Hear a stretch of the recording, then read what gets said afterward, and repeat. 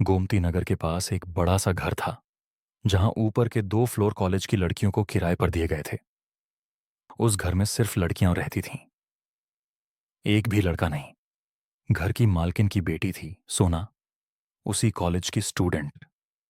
एक रात सोना अपने कमरे में गुस्से में खुद से बातें कर रही थी। मम्मी से कहकर उस लड़की मासूम को यहां से निकलवा दूंगी। उसने मुझे मेरे ही कमरे से बाहर निकाल दिया।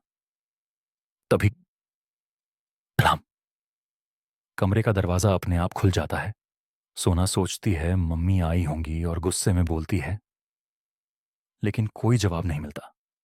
वो पीछे मुड़ती है, कमरे में कोई नहीं होता।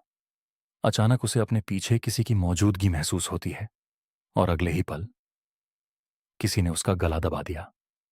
सोना तड़पने लगती है, उसके पैर जमीन से ऊपर उठ जाते हैं और एक झटके में वो दीवार से टकराकर गिर जाती है।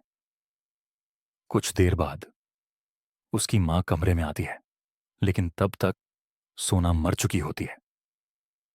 पुलिस जांच में पता चलता है कि सोना का झगड़ा 3rd फ्लोर के आखिरी कमरे में रहने वाली लड़की मासूम से हुआ था। लड़कियां बताती हैं, मासूम खुद से बातें करती थी, उसके कमरे से अजीब आवाजें आती थीं और वो किसी को अंदर आने नहीं देती थी।